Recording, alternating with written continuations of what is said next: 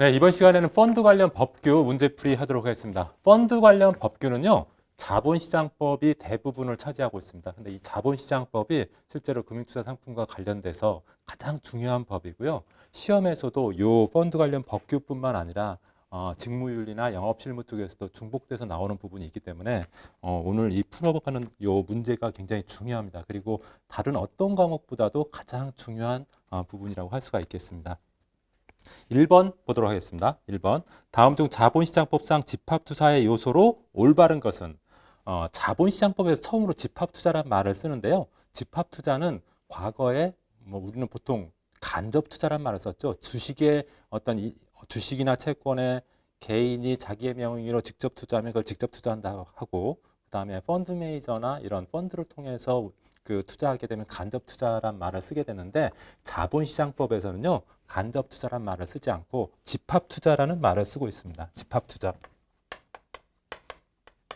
그래서 이 집합 투자의 개념에 대해서 자본시장법이 정의를 하고 있습니다. 그때 그 정의할 때 그 요건과 관련된 문제인데, 요건에 맞지 않는 것을 고르는 문제입니다.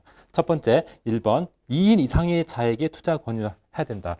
집합 투자이기 때문에 여기 한 사람은 아니겠죠. 한 사람은 투자하는 것을 집합 투자란 말을 안 쓰잖아요. 여러 사람이 모였을 때 그것을 집합했다, 그런 표현을 쓰잖아요. 그래서 최소한 집합 투자라고 표현하기 위해서는 2인 이상의 투자자가 필요합니다. 2인 투자자 수가 최소한 2인 이상이 돼야 돼요. 그래야지 집합 투자란 말을 쓰는 거죠. 근데 여기서는 2인 이상의 자에게 투자 권유할 것. 투자 권유는 투자자 수가 2인이 아니잖아요. 투자 권유 두 사람한테인데 두 사람이 전부 다 투자했으면은 그건 투자자 수가 2인이 되겠지만은 두 사람 이상한테 투자했는데 만약에 투자자 수는 한 명밖에 안 된다. 이것은 집합 투자라고 보지 않는다는 거죠. 그러니까 1번은 틀렸어요. 2인 이상의 자가 투자자일 것. 그렇게 되면 맞지만은 2인 이상의 자에게 투자 권유할 것. 이것은 맞지 않다는 소리죠. 그래서 1번 적절하지 않고요. 그다음 2번 재산적 가치가 없는 자산도 운용이 가능할 것. 투자하는 목적이 어떤 이익을 먹기 위한 건데 재산적 가치가 없는 곳에 투자하면 안 되겠죠. 그래서 적절하지 않고요. 재산적 가치가 있는 자산에 운용할 것, 이렇게 해야지 맞고요. 3번 투자자로부터 일상적인 운용 지시를 받지 않을 것. 이건 맞습니다. 일반적으로 집합 투자할 때 투자자가 보통 자산운용사에 있는 펀드에 투자하잖아요. 펀드에 투자하고 요 펀드가 주식이나 채권이나 부동산이나 특별자산이나 이런 곳에 투자를 하게 되는 거죠. 그래서 여기서 이익이 나면은 펀드를 갖다가 이 투자자한테 돌아오는 구조로 돼 있는 거죠.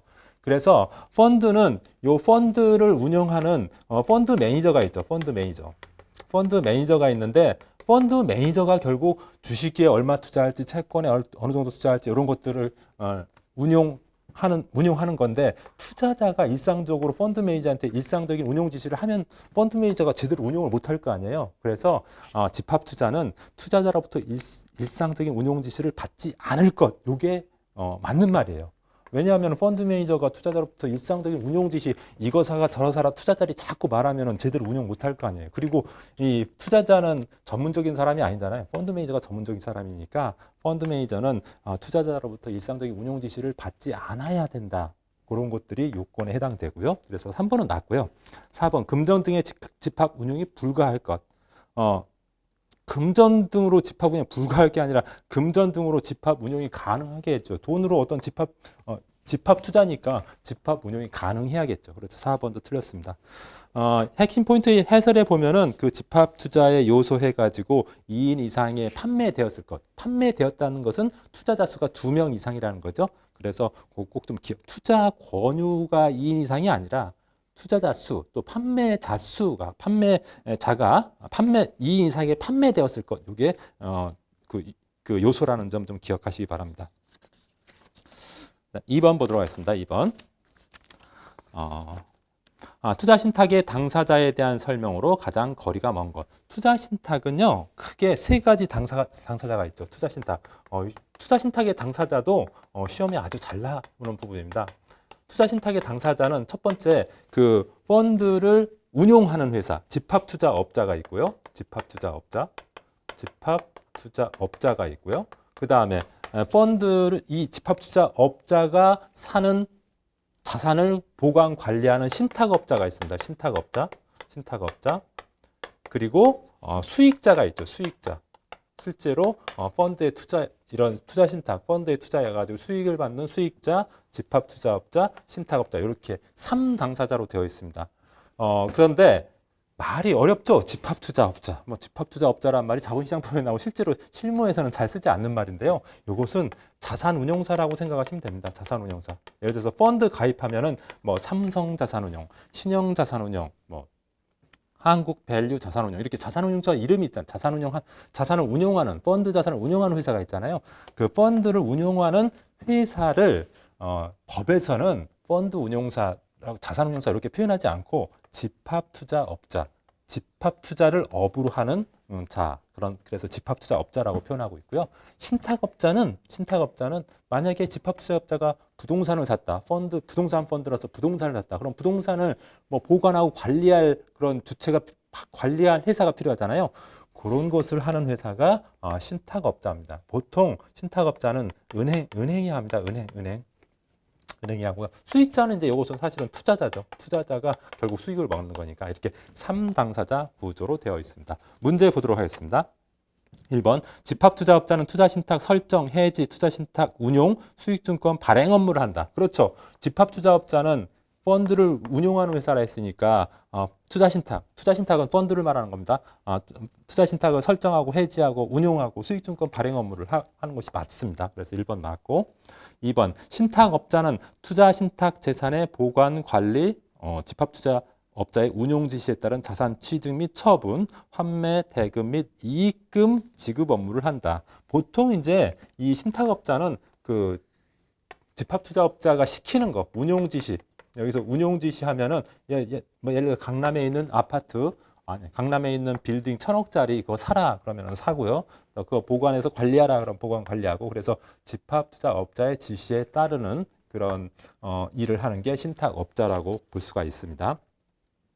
3번 집합투자업자는 법령에 의하여 신탁업자의 감시를 받지 않는다. 아닙니다. 집합투자업자는요 신탁업자의 감시를 받아요. 만약에 만약에 어떤 그 펀드 재산을 운용하는데 법에 위규가 있는지 없는지, 약관의 위배가 있는지 없는지, 집합자산의 평가에 위배가 있는지 없는지 이런 것들을 감시하는 역할을 하고 있습니다. 이 신탁업자가 집합투자를 감시하는 역할을 합니다. 3번이 틀렸네요. 다음 4번 수익자는 수익권 좌수에 따라 균등한 권리를 갖고 언제든지 수익증권을 환매 청구할 수 있다. 맞죠? 수익증권은 자기가 돈을 판매사를 통해서 넣었죠. 판매사. 보통 증권사나 은행이 판매사인데 판매사를 통해 넣은 돈이 이제 집합투자자 운용을 거쳐서 보관은 여기서 하고 팔게 되면 다시 이렇게 해서 수익자한테 오는 구조로 이렇게 되어 있는데 어쨌든 그 수익자는 수익권 좌수, 펀드 좌수를 말하는 거죠. 펀드 좌수에 따라 권리를 갖고 언제든지 펀드를 팔 수가 있죠. 매도해서 현금으로 환급받을 수가 있는 거죠. 그래서 4번도 맞습니다. 핵심 포인트 해설에 보면은 집합투자기구 법적 형태가 나와 있습니다. 요거 굉장히 중요합니다. 간단한 거지만 굉장히 중요하니까 여러분들이 꼭 좀 보시기 바랍니다. 우리나라 자본시장법상 집합투자기구의 형태는 신탁형, 회사형, 그 다음에 조합형. 크게 보면은 이런 세 가지 형태로 되어 있는데 신탁형에는 한 가지가 있고요. 회사형에 네 가지 있고 조합형에 두 가지 있습니다. 신탁형에는 투자 신탁. 요거 제가 이거 쓰고 있을 때 여러분들 외우셔야 됩니다. 회사형에는 투자 회사, 그 다음에 투자 유한회사, 그 다음 투자 합자 회사, 그 다음 투자 유한 책임회사 이렇게 네 가지 형태의 회사형 그 집합투자기 있고요. 조합형에는 투자 익명조합, 그다음 투자 합자조합 이렇게 두 가지가 있습니다. 그래서 가끔 시험에 나옵니다. 다음 중 우리나라의 자본시장법상 집합투자기의 법적 형태가 아닌 것은 그래가지고 이런 거 한 세 개 해놓고 나머지에 뭐 한명회사 같은 거 여기 없는 한명회사도 넣어가지고 시험 문제 내기도 하니까 요 구분하는 거 꼭 좀 기억하시고요. 그 다음에 그 핵심 포인트 밑에 2번의 투자 신탁의 구조, 집합투자업자의 역할 기능, 그 다음 신탁업자의 역할 기능, 수익자의 역할 기능 정리해 놓은 거 있죠? 문제에서 물론 나왔지만은 문제에서 나온 그런 문구로 나오지 않을 경우도 있으니까 반드시 핵심 포인트 해설에 정리된 것도 여러분들이 꼭 기억하시기 바랍니다. 다음 3번 보도록 하겠습니다. 자본시장법상 투자신탁의 수익자총회에 대한 설명으로 가장 올바른 것은 수익자총회는요 항상 시험에 나온다고 보시면 돼요. 수익자총회는 뭐냐면은 일반적으로 주식회사 같은 경우에는 주주총회라는 게 있죠. 어떤 중요한 안건에 대해서 주주총회에서 결정을 하잖아요. 근데 투자신탁 또는 펀드, 투자신탁이나 투자회사, 뭐 여러 가지 7가지 형태의 이렇게 법적 형태가 있는데 여러분들 가끔 이게 그 문제에 보면은 굉장히 우리가 평상시에 안 쓰는 말들이 많이 나오죠. 수익증권이란 말도 나오고 그다음에 투자신탁이란 말도 나오고 투자회사라는 말도 나오고 그다음에 집합투자기구란 말도 나오고 기구, 집합투자증권이란 말도 나오고 이 평상시에 우리가 안 쓰는 말들이 책에서 굉장히 많이 나오는데요. 이거 다 뭉뚱그려 여러분들은 뭐라고 생각하시면 되냐면 그냥 펀드라고 생각하시면 돼요. 펀드를 자본시장 법에서는 이렇게 여러 가지 형태로 표현하고 있어요. 법적인 용어로는. 근데 이것을 그냥 하나하나 이게 왜 수익증권이냐 이런 거 이것은 탈취하고라도 이런 말 나오면은 그냥 이건 펀드에 대한 말이구나. 용어가 펀드를 이렇게 표현했구나. 이렇게 여러분들이 이해하시면 편할 겁니다. 수익자총회는 이 투자신탁도 펀드라 했어요. 이것도 조금 전에 말씀드렸다시피 투자신탁도 그냥 일명 펀드예요. 투자신탁 펀드인데 투자신탁 형태인 경우에는 중요한 안건을 어디서 회의를 어디서 하냐면은 수익자총회, 주주총회가 아니라 수익자총회에서 결정을 합니다. 수익자총회에서. 그래서 수익자총회가 중요한 사항을 결정하는 기구이기 때문에 시험이 아주 잘 나오죠. 문제 보도록 하겠습니다. 1번 수익자총회는 자본시장법에서 정한 사항에 한하여 의결할 수 있다. 수익자총회는요. 자본시장법에 의해서 그 근거가 의결 근거가 자본시장법도 있고요. 자본시장법에 의해서 거기에 나와 있는 안건을 의결할 수도 있고요. 그 다음에 신탁계약이라는 게 있어요. 신탁계약. 이게 신탁펀드잖아요. 신탁형이잖아요. 그래서 신탁형이기 때문에 신탁계약도 있거든요. 여기에서 정한 사항도 의결할 수 있어요. 그래서 자본시장법에 나온 사항만 의결했다. 이렇게 하면 틀린 말이 되는 거죠. 2번 수익자총회는 원칙적으로 신탁업자가 소집하는 게 아니라 수익자총회는 누가 집합투자업자가 소집을 합니다. 수익자총회는 원칙적으로요. 그래서 신탁업자라 했으니까 틀렸고 3번 수익자총회의 결의가 이루어지지 아니한 경우 그날로부터 1월 이내에 연기 수익자총회를 소집해야 된다. 1월 이내가 아니라요. 2주 이내에 연기 수익자총회 할 수 있습니다. 중요한 안건인데요. 만약에 그 수익자들이 거의 안 모여가지고 총회를 열지를 못했어요. 그런 경우에는 연기 수익자총회라고 해서 또 좀 시간을 좀 두고 열 수가 있는데 1월 이내가 아니라 2주 이내에 소집해야 됩니다. 그래서 3번도 틀렸고요. 그다음 4번 자본시장법에서 정한 사항의 의결은 출석자 과반수와 총자수 4분의 1의 찬성으로 한다. 이거 맞습니다. 그러니까 여기 조금 전에 말씀드렸다시피 여기서 의결한다고 있잖아요. 수익정책 중요한 사건을 의결한다고 했는데 의결 정족수가 있죠. 의결 정족수가 기본적으로 여기 나왔다시피 기본적으로 출석자 과반수는 있어야 돼요. 출석자 과반수는 돼야지 되고요. 플러스 그 총좌수의 4분의 1은 돼야 됩니다. 요게 이제 자본시장법상의 어떤 의결 사항을 의결할 때는 요 정족수가 이렇게 됩니다. 반면에 그 신탁계약에서 정한 사항도 의결할 수도 있겠죠. 요 경우에는 여기가 총자수가 4분의 1이 아니라 총자수가 5분의 1입니다. 그래서 요 차이 좀 구분해서 자본시장법은 총자수의 4분의 1, 신탁계약은 총자수의 5분의 1이라는 점 여러분 좀 기억하시기 바랍니다. 그래서 정답은 4번이 되겠네요. 그 핵심 포인트 해설에 그 투자 신탁의 기관에 수익자총회 의결 범위, 소기권자 운영 의결 방법, 연기수익자총회 의결 방법, 그다음에 수익증권 매수 청구권 이런 거에 대해서 정리를 해놨으니까 요 지금 문제 말고 요 핵심 포인트에 나와 있는 내용도 여러분들이 꼭 기억하셔야 됩니다. 수익자총회에서는 항상 한두 문제 꼭 나오거든요. 그래서 잘 기억하셔야 되겠습니다. 다음 4번 보도록 하겠습니다. 자본시장법상 사전에 수익자총회 결의를 거쳐야 하는 신탁계약의 변경으로 올바른 것. 조금 전에 신탁계약, 신탁계약에 있는 사항을 수익자총회에서 결의할 수 있다고 그랬어요. 근데 이 결의사항, 이거 뭐 신탁계약을 변경하거나 그러면 중요한 사항이니까 반드시 의결을 거쳐야겠죠. 근데 의결을 거쳐야 되는 거 반드시 의결할 때 결의를 수익자총회의 결의를 거쳐서 할 수 있는 것은 어떤 것이느냐? 어떤 것들이 의결을 거쳐야 될까요? 상식적으로 생각할 때 수익자총회가 있는데 수익자들이 모여야지 수익자총회가 되는 거잖아요. 근데 사소한 거 가지고 수익자총회 한다고 모으라 그러면 사람들이 안 모이겠죠. 그리고 사소한 거야 알아서 뭐 집합투자업자가 하면 되니까 상관없는데 신탁계약 변경할 때 중요한 사항, 어떤 사항? 중요한 변경사항 또는 수익자한테 불리한 사항 이런 것을 의결할 때는 반드시 수익자총회를 거쳐야겠죠. 이것은 수익자들의 이해관계와 직접적인 연관이 있잖아요. 그래서 요걸 기준으로 한번 보시기 바랍니다. 문제 보시겠습니다. 신탁계약기간의 변경. 신탁계약기간의 변경은 중요한 변경이죠. 예를 들어서 신탁계약기간이 1년이었는데 신탁계약을 10년으로 바꾼다. 그러면 수익자한테 중요한 변경이죠. 1년 있으면 내가 돈 찾을 줄 알았는데 10년으로 바꿨다. 뭐 이런 거.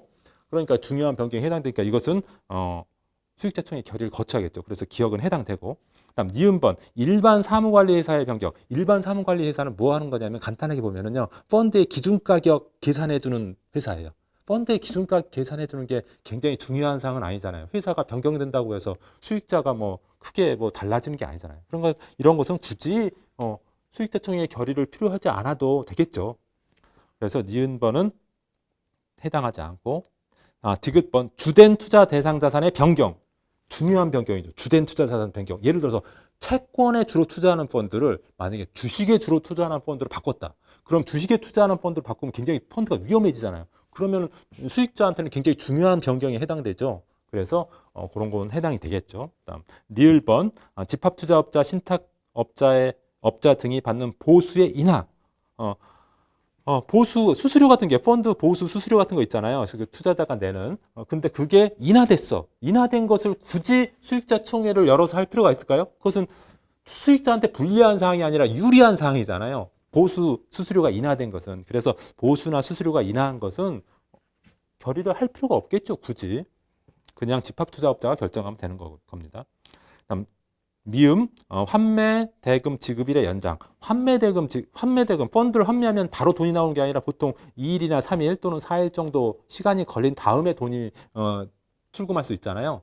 근데 만약에 그것을 15일로 늦춘다. 3일에 환매될 것을 15일로 늦춘다. 이런 것은 투자자한테 불리한 사항이잖아요. 불리한 사항. 그래서 불리한 사항에 대해서는 반드시 수익자총회의 결의를 거쳐야 됩니다. 그래서 수익자총회의 결의를 거쳐야 되는 것은 기억, 디귿, 미음요 이런 것이 뭐 주로 중요한 변경이나 수익자를 불리하게 하는 상황이기 때문에 반드시 그 수익자총회의 결의를 거쳐야 합니다. 그래서 2번이 정답이 있네요. 핵심 포인트에서의 그 수익자총회 결의사항, 수익자총회 결의를 요하는 사항을 제가 정리를 해놨으니까 요것을 보시면은 기준을 요걸로 보시면 돼요. 중요한 변경이냐 수익자를 불리한 사항이냐 이렇게 생각하시고 요것을 보시면은 그 구분하기가 그렇게 어렵지 않을 겁니다. 그 다음에 5번 보도록 하겠습니다. 투자회사의 기관에 대한 설명 중 잘못된 것은 투자회사의 기관에는요, 뭐 이사회 뭐 이런 데가 이사회가 있죠. 그리고 주주총회가 있죠. 1번 감독이사는 2인 이상이어야 된다. 투자회사 자본시장법상 회사의 형태 회사형 이 투자회사가 있죠. 투자회사도 펀드의 일종입니다. 자본시장법상 투자회사는 감독이사가 반드시 2인 이상이어야 돼요. 다시 말하면은 펀드를 제대로 운영할 수 있도록 감독하는 사람이 많아야 된다는 거예요. 보통은 그래서 법인이사보다 그 투자회사는 감독이사를 더 많게 가져가고 있습니다. 2번 이사회는 법인이사와 감독이사로 구성된다. 맞고요. 3번 법인이사는 집합투자업자의 업무 진행과 투자회사의 재산 상황을 감독한다. 이것은 법인이사가 아니라 감독이사겠죠. 3번이 틀렸고요. 다음 4번 이사회는 자본시장법과 정관에서 정한 사항에 한하여 의결한다. 아까 신탁의 경우에는 자본시장법과 신탁계약에 정한 사항을 의결하는데요.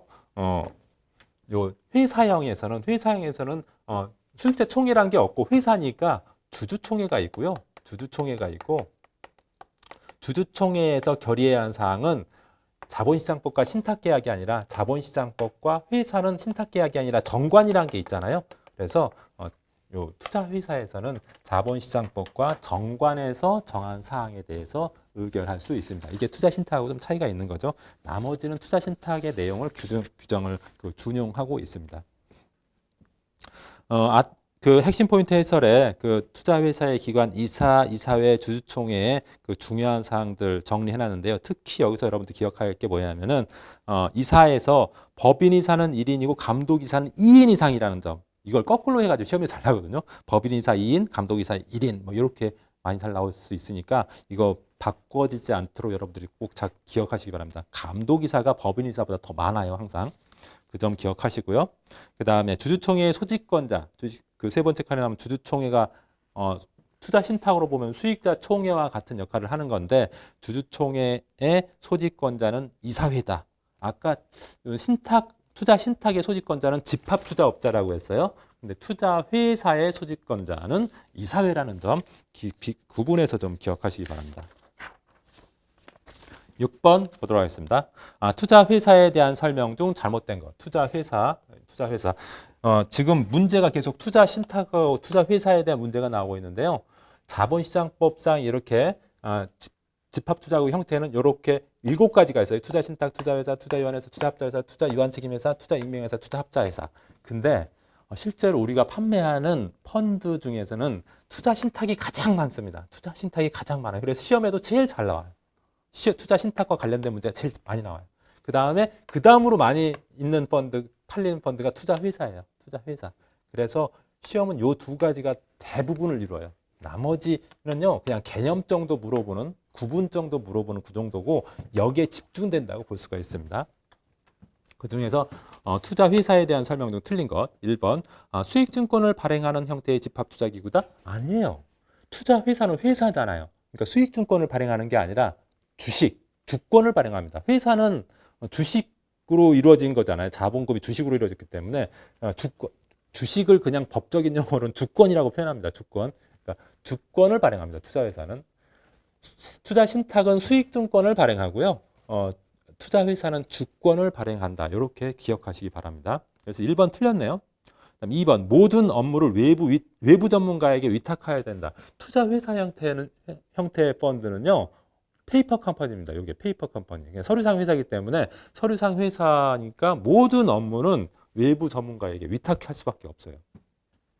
다음 3번 투자자는 투자회사가 발행하는 주식을 취득함으로써 투자회사의 주주가 된다. 그렇죠. 회사는 어떻게 하면 주주가 돼요? 그 회사의 주식을 사면 주주가 되잖아요. 근데 펀드도 마찬가지예요. 투자회사 형태는 그 펀드를 사면은 그 펀드의 주주가 되는 거죠. 3번 맞고요. 4번 투자 업무 외의 업무를 할 수 없다. 이 투자회사는요. 투자만을 목적으로 된 회사예요. 그래서 투자 업무 이외의 업무를 할 수가 없습니다. 정답은 1번이 되겠습니다. 핵심 포인트 해설에서 여러분들 꼭 기억하셔야 될 것은 투자회사는 동그라미 2번 회사형 집합투자기구다. 신탁형이 아니라 회사형 집합투자기구. 그다음 서류상회사 페이퍼 컴퍼니다. 그래서 모든 업무를 외부 전문가한테 위탁해야 된다 했죠. 외부 감사가 의무화되어 있습니다. 그리고 투자회사는 본점 위에 영업소를 둘 수가 없어요. 왜냐하면 그 투자회사는 서류상 회사라기 때문에 별도의 영업소가 없고요. 직원 고용이나 상근 임용을 채용할 수도 없죠. 서류상 회사니까. 그리고 주식을 취득해야 주주득. 이 투자회사의 주식을 취득하면 주주가 되는 거죠. 그런 특징이 있다는 점도 좀 기억하시기 바랍니다. 7번 보도록 하겠습니다. 집합투자기구 등록에 대한 설명 중 잘못된 것은 1번 집합투자기구가 뭐라 했죠? 펀드라고 그랬잖아요. 그 펀드는 있잖아요. 펀드 이쪽에서 보겠습니다. 펀드, 집합투자기구는 두 가지 절차가 있어요. 집합투자기구의 절차, 집합투자기구를 설립하는 절차, 집합투자기구. 요거 그냥 여러분들 제가 뭐라 했어요? 이거 펀드라고 생각하시면 된다 했죠? 이걸 설립하는 경우에는 설립이 이원화돼 있어요. 이원화됐다는 것은 두 가지 단계로 돼 있다는 거예요. 하나는 신고 절차가 있고요. 신고 절차가 있고 또 하나는 등록 절차가 있습니다. 등록 절차가 있어요. 신고 절차는 어떻게 하냐면은 펀드를 이렇게 만들려고 하면은요. 금융위에다가 증권신고서를 제출해야 돼. 증권신고서. 신고 절차니까 신고서라고 표현하죠. 신고서. 보통 공모 규모의 10억 이상의 자금을 펀드를 운용하려면은 증권신고서 내야 된다고. 이거 금융위에다가 냅니다. 금융위에다가. 그럼 금융위가 이것을 수리란 말은 법적인 용어인데 그냥 접수라고 생각하시면 돼요. 접수. 수리하고 나서 일정 기관이 경과하면 효력이 발생합니다. 효력이 발생한다는 말은 이런 펀드를 팔아도 된다. 만약 효력 발생 전에는 팔 수 없다. 이런 것을 의미하는 거죠. 등록이라는 것은 우리 집 같은 거 사면 등기부등본에 우리 집 등록하는 것처럼 펀드도 등록이라는 절차가 있어요. 그래서 일반적으로 그 문제, 여기서 문제는 지금 문제 7번은 이 중에서 등록 절차에 대한 문제입니다. 문제 보도록 하겠습니다. 집합투자기구 등록에 대한 설명이 잘못된 거. 1번, 등록은 증권신고서와 신고서 제출과 별개의 절차이다. 그렇죠. 이건 신고 절차 있고요. 등록 절차 따로 있다 했어요. 그러니까 이거하고 별개의 절차예요. 2번, 증권신고서와 등록신청서를 동시에 제출하는 경우. 여기서는 등록이니까 등록신청서를 제출하겠죠. 요것도 금융위에다가 제출합니다. 금융위에다 제출해요. 제출하는 경우 증권신고서가 수리된 때 등록된 것으로 의제를 합니다. 이것도 맞고요. 그다음에 3번 모든 집합투자기구는 자본금 1억 원 이상이 있어야 된다. 모든 집합투자기구가 뭐죠? 모든 집합투자기구가 이거예요. 투자신탁, 투자회사, 자본시장법에서 정한 집합투자는 요 7가지가 7가지 형태가 있다고 했으니까 요 7가지 형태 중 모든 집합투자기구는 자본금이 1억 이상 있어야 된다. 저 설립할 때. 근데 사실은요, 요 집합투자기구에서 요 투자신탁은 자본금이 없어도 돼요. 자본금이 없어도 돼. 나머지는 투자신탁을 제외한 나머지는 1억 원의 자본금 또는 출자금이 있어야 되거든요.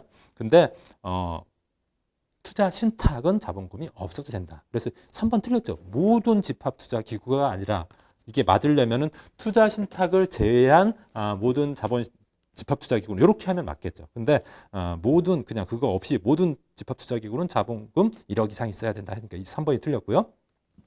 그다음 4번 변경 등록 시 정정신고서를 제출한 경우 그 정정신고의 효력이 발생하는 때에 변경 등록되는 것으로 간주하고 있다. 이건 뭐 상식적으로 생각해도 당연한 거겠죠. 그래서 4번도 맞고 핵심 포인트 해설에서 뭐 등록에 의의 자본금 요건 같은 거 제가 말씀을 드렸던 거 정리해 놨으니까 다시 한번 읽어보시고요. 그 다음에 사모펀드, 공모펀드 같은 경우 사전에 이렇게 증권신고서나 등록신청서를 내야 되는데 사모펀드 같은 경우에는 공모펀드에 비해서 규제가 적습니다. 그래서 사후 보고해도 됩니다. 그런 점들을 요약해 놨으니까 여러분들이 한번 읽어보시기 바랍니다. 8번 보도록 하겠습니다. 8번. 집합투자업자의 영업행위 준칙. 집합투자업자가 누구라고 했죠? 펀드를 운용하는 회사, 자산운용사, 펀드 운용사. 우리가 실무에서는 집합투자업자라고 표현하지 않고 펀드 운용사 또는 자산운용사 이렇게 표현을 하죠. 이런 펀드 운용사의 영업행위 준칙에 대한 설명 중 잘못된 것. 이렇게 여러분들이 이해하시면 되겠죠. 1번 자본시장법은 집합투자기구, 다시 말하면 펀드의 투자 대상 자산을 한정하고 있지 않으나 MMF에 대해서는 일정한 대상 자산에 대해 일정한 규제를 하고 있다. 일반적으로요, 펀드는 그냥 자본시장법에서 뭐 강하게 일반적인 규제가 있긴 하지만은 좀 적은 편이에요. 근데 펀드 중에서도 MMF, 단기금융펀드라고 하는데 MMF에 대해서는 운용 대상 자산에 대해서 규제하고 있습니다. 어떻게 규제하고 있냐? 예를 들어서 우리나라 펀드는요, 증권 펀드도 있고, 부동산 펀드도 있고, 특별자산 펀드도 있고, 혼합자산 펀드도 있고, MMF도 있어요. 이렇게 5가지 형태의 펀드가 있는데, MMF를 제외한 증권 펀드, 부동산 펀드, 특별자산 펀드, 혼합자산 펀드는요, 증권에도 투자할 수 있고 파생상품에도 투자할 수 있고 특별자산에도 투자할 수 있어요. 근데 MMF의 경우에는 증권에만 투자가 가능합니다. 증권에만. 그래서 이 운용대상 자산에 대해서 규제를 가하고 있다. 1번은 맞는 얘기입니다. 2번, 투자 신탁의 집합투자업자는 직접 자산을 취득 매각할 수 없고 모두 신탁업자를 통해야 된다. 이게 틀렸는데요. 집합투자업자가 예를 들어서 어떤 부동산 펀드라서 부동산에 투자한다 했을 때 이 자산은 누가 취득 매각하냐면은 집합투자업자가 하는 게 아니라 운용 지시를 한다 했죠. 집합투자업자 신탁업자의 운용 지시를 한단 말이에요. 그러니까 운용 지시만 하지 얘가 집합투자 직접 부동산을 사고 팔고 하질 않아요. 사고 팔고 하는 데는 누구다? 신탁업자가 한다고요. 신탁업자. 요 부동산을 강남에 있는 천억짜리 부동산을 어떤 펀드에서 샀다. 매수했다. 그러면은 이 집합투자업자가 이 신탁업자한테 얘야 천억짜리 이거 사라. 운용 지시만 내린다고. 운용 지시만 내려요. 직접 사는 것은 누구다? 신탁업자예요. 파는 것도 집합투자업자가 신탁업자한테 너네 우리 천억짜리 이거 1,500억 됐으니까 이익 났으니까 팔아. 운용 지시만 해. 팔으라면 매도. 운용 지시만 해. 실제로 파는 애는 누구다? 신탁업자예요. 일반적으로는 이런데 예외적으로 집합투자업자가 직접 취득 매각하는 경우도 있어요. 그래서 여기서 2번에서 투자 신탁의 집합투자업자는 직접 자산을 취득 매각할 수 없고 이게 일반적으로는 맞아요. 근데 모두 신탁업자를 통해야 한다. 이게 틀려요. 일반적으로 신탁업자를 통한다고 이렇게 운용 지시만 내리니까. 근데 그렇지 않고 직접 취득 매각하는 경우도 있어요. 그런 경우가 어떤 경우냐면 예를 들어서 뭐 주식을 사고 팔거나 또는 뭐 파생 상품을 하거나 단기 대출을 하거나 이런 금융투자 상품 거래하는 경우 있잖아요. 이런 것을 굳이 부동산을 사고 팔고 하는 것은 되게 절차가 복잡하고 운용사 직원들이 그걸 나가서 할 만한 인력들이 많지 않아요. 그래서 신탁업자에게 맡기지만 예를 주식을 사고 판다. 예를 들어서 이 집합투자업자가 펀드에서 삼성전자 주식을 사요. 근데 그러면은 컴퓨터에서 그냥 펀드 매니저가 탁 매수 버튼만 딱 누르면 될 것을 그걸 굳이 신탁업자한테 얘야 너네 내가 삼성전자 1,000주 살 테니까 너네 지금 내 거 받아가지고 빨리 주문 내라 이렇게 할 필요 없잖아요. 그래서 예외적으로 그 핵심 포인트 해설을 보면은 예외적으로 집합투자업자가 직접 투자 대상자를 취득 처분할 수 있는 경우 1번부터 9번까지 정리해 놓은 게 있어요. 이런 거 보면은 대부분 금융투자 상품 거래예요. 금융투자 상품이 아닌 부동산이나 특별자산이나 이런 것들은 보통은 신탁업자가 합니다.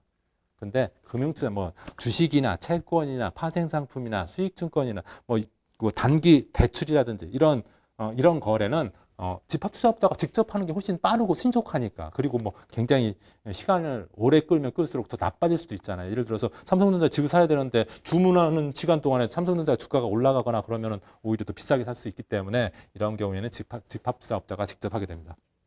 그래서 2번이 틀렸고요. 3번 투자회사의 집합투자업자는 투자회사의 집합투자업자라는 게 뭐예요? 펀드, 투자회사 형태의 펀드를 운용하는 펀드 자산운용사를 말하는 거죠.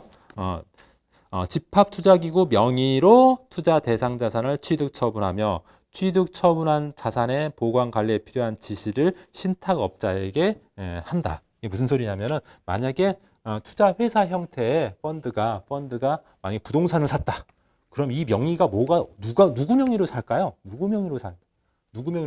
정답은 이 투자회사 명의로 산다는 거죠. 이 투자회사가 만약에 이름이 예를 들어서 SS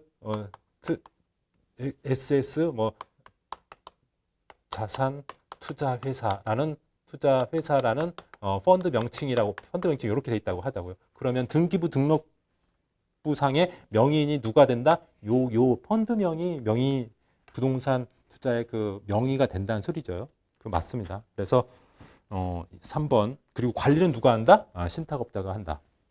3번 맞고요. 4번 집합투자업자 및 신탁업자는 투자 신탁재산으로 투자 대상 자산을 취득 처분한 경우 그 투자 신탁재산으로 이행책임을 진다. 무슨 소리냐면은 부동산을 사가지고 만약에 투자자한테 배분한다면 부동산으로 또 주식으로 투자를 했다고 하면 주식으로 이행책임을 진다는 거죠. 4번도 맞는 얘기입니다. 그래서 틀린 것은 잘못된 것은 2번이 정답입니다. 네, 9번 문제 보도록 하겠습니다. 집합투자증권의 공모 발행에 대한 설명 중 잘못된 것은 집합투자증권 뭐라 했죠? 그냥 펀드라고 생각하면 된다 했어요. 펀드의 공모 발행에 대한 설명 중 잘못된 것. 펀드의 공모 발행이란 말이 나오는데 공모라는 게 뭐죠? 공모란 말 우리 많이 듣는데 공모, 사모란 말 많이 듣죠? 그냥 간단하게 심플하게 구분하는 방법은 공모는 투자자 수가 50인 이상이면은 공모라고 하고요. 사모는 투자자 수가 49인 이하이면은 사모라고 합니다. 그러니까 이렇게만 일단 알아두시고요. 1번 증권신고서를 금융위에 제출하여 수리되기 전에 집합투자증권을 모집 매출할 수 없다. 제가 조금 전에 그 집합투자증권 신고 절차에서 말씀드렸죠. 신고 절차에서 증권신고서를 수리하고 그 다음에 일정 기간 보통 15일 지나면 효력 발생하거든요. 요거 효력 발생하기 전에 수리되기 전에 만약에 모집 매출 펀드를 판매하면은 판매할 수 없다는 거죠. 증권신고서 제출하고 수리되고 효력 발생해야지 판매할 수 있습니다. 그래서 1번은 맞는 얘기고요. 그다음 2번 집합투자증권의 청약 권유는 법령에서 정한 투자 설명서에 의해서만 가능하다. 요거 투자 설명서 밑줄 그어놓으세요. 그러니까 펀드 청약 권유는 뭘로만 할 수 있다? 투자 설명서로만 할 수 있다. 이거 좀 기억하시고요. 그다음 3번 집합투자증권을 공모 발행한 후에는 발행실적 보고서를 제출해야 된다. 무슨 소리냐면은 이렇게 신고 절차에 따라 증권신고서 내고 그다음 수리하고 15일 후에 효력 발생하면은 효력 발생하고 다음에는 그 다음에 발행실적 펀드 발행실적을 보고해야 됩니다. 그래서 펀드 발행실적을 금융위원회에 다시 제출하게 됩니다. 그래서 3번도 맞고요. 4번 증권신고서의 효력 발생 기간은 원칙적으로 신고서 수리 후 7일 경과가 아니라 조금 전에 제가 말로만 설명드렸는데 수리 후에 15일, 일반적으로는 15일 경과하면은 효력 발생한다. 다시 말하면은 금융위가 증권신고서 받고서 15일 동안 이거 안 돼! 그런 소리 안 하면은 그냥 15일만 지나면은 효력 발생이 되고요. 15일 이내에 만약에 금융위가 이거 안 된다. 이거 다시 수정해라. 그러면은 그때는 효력 발생 안 하겠죠. 그래서 4번이 정답입니다.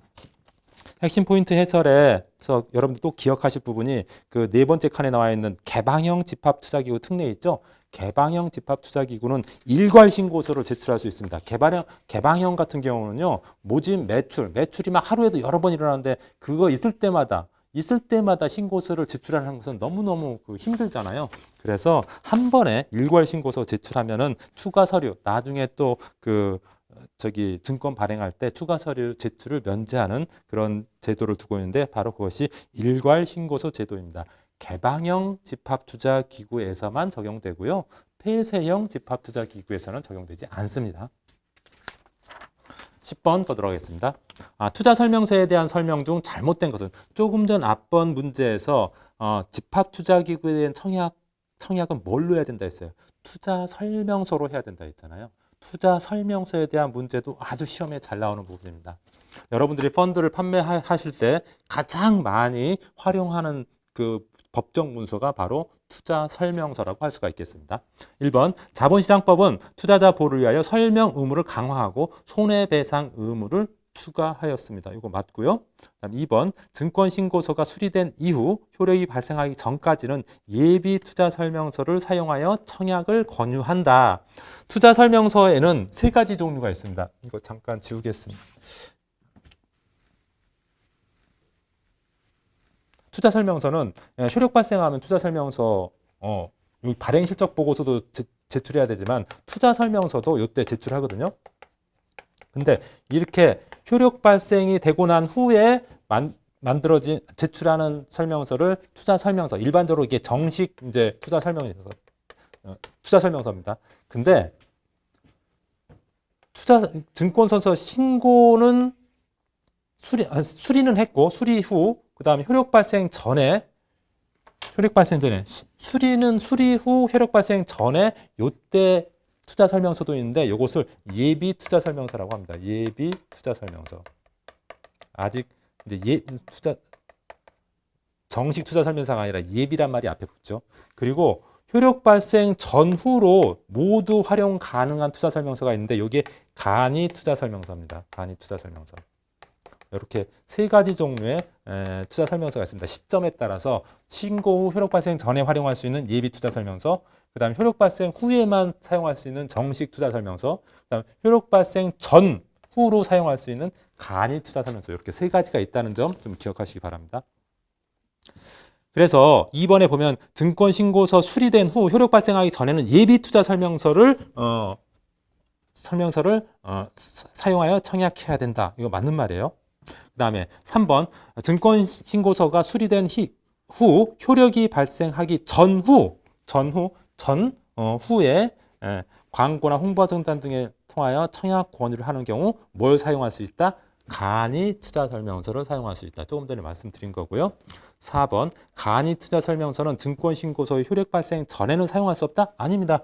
증권 신고서 효력 발생하기 전에도 사용할 수 있고 후에도 사용할 수 있는 게 간이 투자 설명서입니다. 그래서 일반적으로 펀드 청약 권유할 때는 이 간이 투자 설명서가 일반 정식 투자 설명서보다 좀 더 간단하고, 정식 투자 설명서는 막 그 A4로 뽑아보면 막 30장에서 50장 정도 나오거든요. 근데 간이 투자 설명서는 한 3페이지에서 5페이지 정도 짧게 나오니까 일반적으로 이제 간이 투자 설명서를 많이 활용하죠.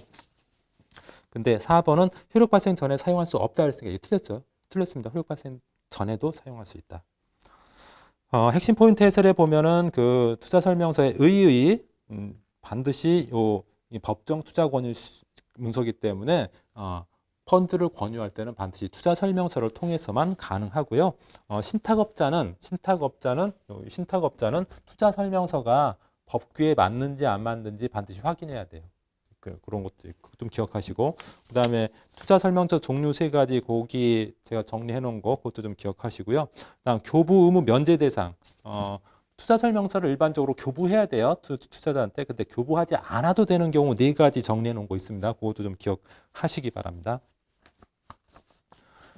11번 보도록 하겠습니다. 11번. 다음 중 자본시장법상 전문 투자자와 거리가 먼 것.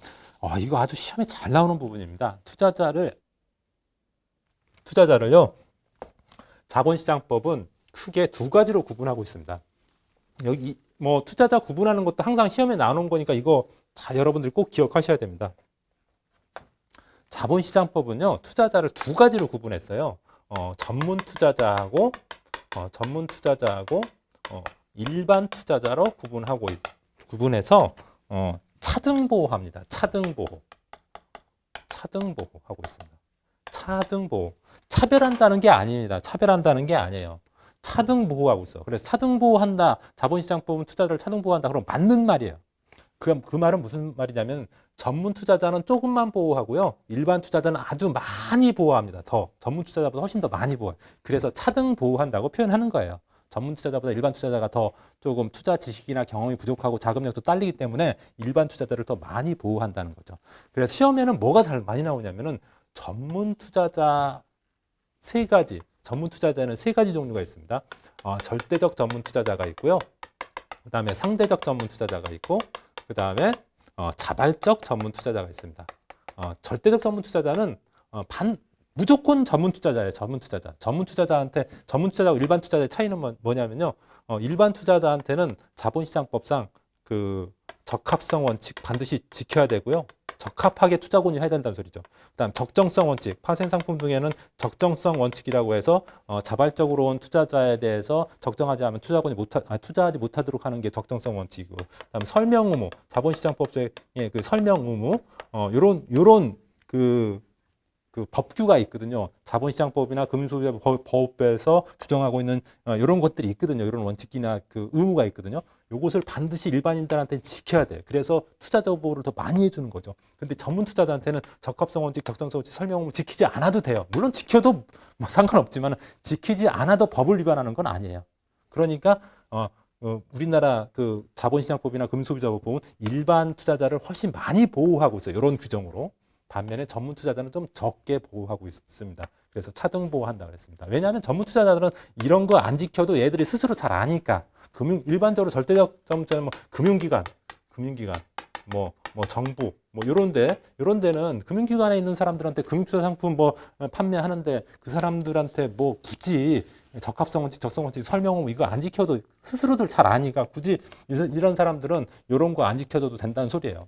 상대적 전문 투자자는 일반적으로는 전문 투자자인데 나 일반 투자자로 대우해 주세요. 일반 투자자로 대우해서 적합성 원칙에 맞게 상품 선정해 주시고 적정성의 원칙에 맞게 파생 상품 투자 권유 파생 상품 그 선택할 수 있도록 하고 설명도 제대로 해 주세요. 이렇게 원래는 안 해줘도 되는데 나 그렇게 해주세요 하고 서면으로 신고하면은 일반 투자자로 바뀌는 전문 투자자를 상대적 전문 투자자라고 합니다. 일반적으로 뭐 지자체 또 주권상장법인, 뭐 공제사업법인, 뭐 기금 뭐 이런 데가 있습니다.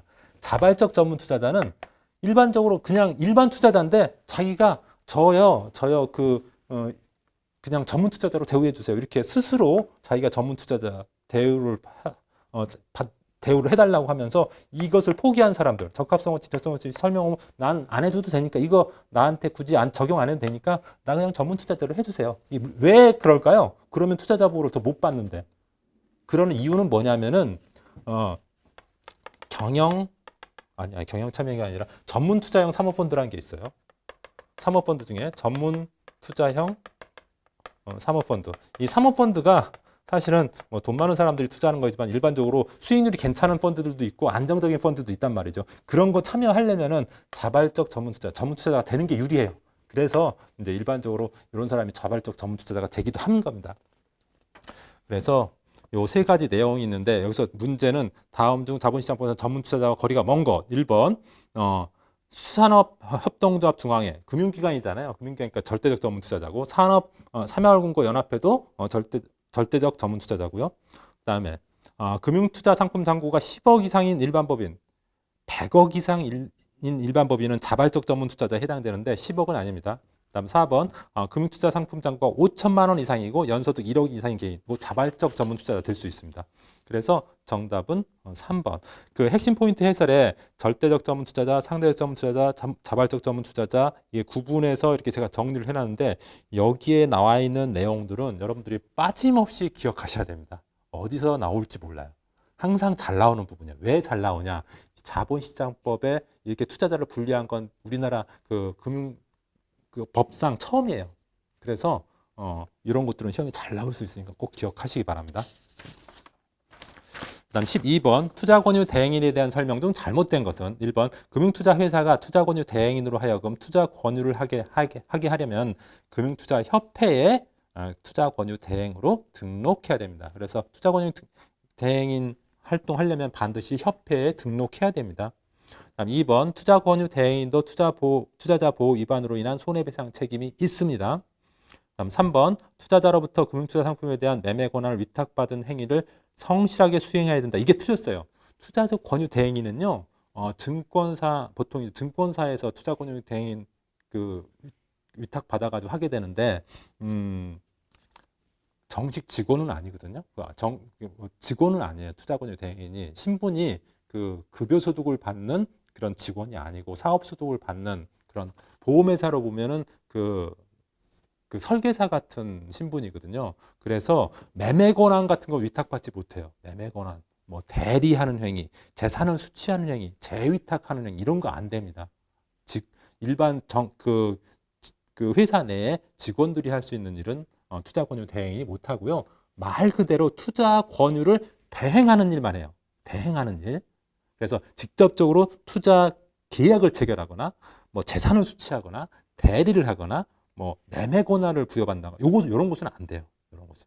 그래서 3번이 틀렸습니다. 4번 투자 권유 대행인은 파생 상품, 파생 결합 증권에 대한 투자 권유할 수 없다. 투자 권유 대행인은요. 그래서 펀드 투자 권유 대행인하고 증권 투자 권유 대행인만 있고 파생 상품 투자 권유 대행인은 없어요. 아예. 그래서 4번도 맞고 정답은 3번입니다. 핵심 포인트 해설의 투자 권유 대행인의 금지 행위, 그다음 미리 알려야 할 사항 정리해 놓은 거 있죠? 아주 시험에 잘 나옵니다. 내용이 어렵지 않으니까 제가 그냥 설명은 안 하고 중요하다는 얘기만 여기서 말씀드리지만은 다 한번 읽어보십시오. 시험에 아주 잘 나오는 부분이니까요. 다음 13번 보도록 하겠습니다.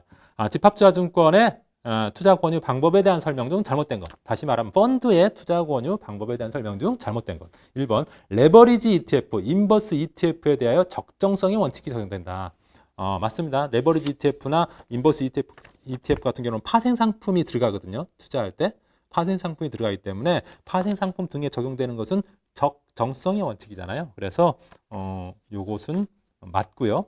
그다음 2번 투자자로부터 투자 권유 요청을 받지 아니하고 방문, 전화 등으로 장래 파생 상품에 대한 투자 권유는 금지된다. 일반적으로 투자 권유를 요청받지 않고 투자 권유하는 것은 금지돼요. 투자자가 난 뭐 투자하고 싶지도 않았는데 괜히 전화하거나 방문해가지고 이거 투자하십시오 그러면 뭐 안 좋잖아요. 그래서 이거 원칙적으로 금지되는데 예외적으로 가능한 게 있어요. 그렇게 투자 요청을 받지 않고도 전화하고 방문해서 할 수 있는 상품은 장래 파생 상품하고요. 증권하고 장래 파생 상품은 투자 권유 요청을 받지 않더라도 전화나 방문을 통해서 투자 권유 할 수 있습니다. 그런데 여기 장래 파생 상품에 대한 투자 권유는 금지된다 했으니까 틀렸습니다. 다음 3번 투자자로부터 집합투자증권을 매수, 중개, 주선, 대리하는 행위는 불건전 영업행위에 해당되어 금지된다. 그렇습니다. 투자자로부터 집합증권을 매수하는 거, 또 중개하는 거 이런 거 안 됩니다. 원칙적으로 안 돼요. 다음 4번 거부 의사 표시 후 1개월이 지난 후 다시 투자 권유를 하는 행위는 안 된다. 투자 권유를 했는데요. 투자자가 나 그거 안 할 거야 거부를 했어요. 근데 또 투자 권유하는 거 이것을 재권유라고 해서 재권유는 금지입니다. 금지가 원칙인데 이것도 예외가 있어요. 예외.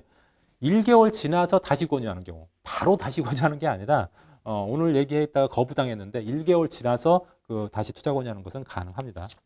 그리고 다른 금융투자 상품을 권유하는 경우 예를 들어서 주식형 펀드 권유했는데 거부했어요. 그래서 그냥 채권, 안전한 국채에 그럼 투자해 보실래요? 이렇게 하는 건 가능하다는 소리예요. 상품이 다른 거니까. 그래서 정답은 2번이 되어 있고요. 핵심 포인트 해설도 중요합니다. 거기 내용은 어렵지 않은데 부당권유 금지 내용 1번부터 5번까지 나와 있는 거 읽어보시면 보통 좀 부당권이라는 느낌이 들고요. 특히 3번, 4번 불초청 행위 금지하고 예외 4번에 재권유 금지하고 예외사항 그것도 좀 같이 기억하셨으면 좋겠습니다. 14번 보도록 하겠습니다. 다음 중 광고에 반드시 포함시켜야 할 사항과 거리가 먼 것. 투자 광고하는 경우 있죠. 금융기관에서 그 광고에 반드시 포함시켜야 할 사항은 2번, 3번, 4번입니다. 2번 투자 손실 가능성과 손실이 투자자한테 귀속된다는 사실. 이거 광고할 때 반드시 그 문구를 넣어야 돼요. 3번 과거 운영 실적이 미래 수익률을 보장하지 않는다는 사실. 이것도 넣어야 되고요.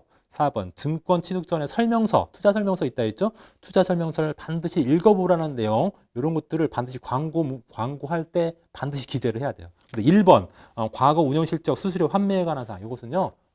광고에 넣어도 되고 안 넣어도 됩니다. 그러니까 선택적 기재 사항이고 2번, 3번, 4번은 필수적 기재 사항입니다. 그래서 정답은 1번이고요. 핵심 포인트 해설의 필수적 기재 사항 밑에 준수 사항 있죠. 그것도 좀 중요하니까 꼭 읽어보시기 바랍니다. 특히 광고 관련 내부 통제 기준을 반드시 수립해서 운영해야 한다. 금융투자회사는 광고와 관련된 내부 통제 기준을 반드시 만들도록 하고 있고요.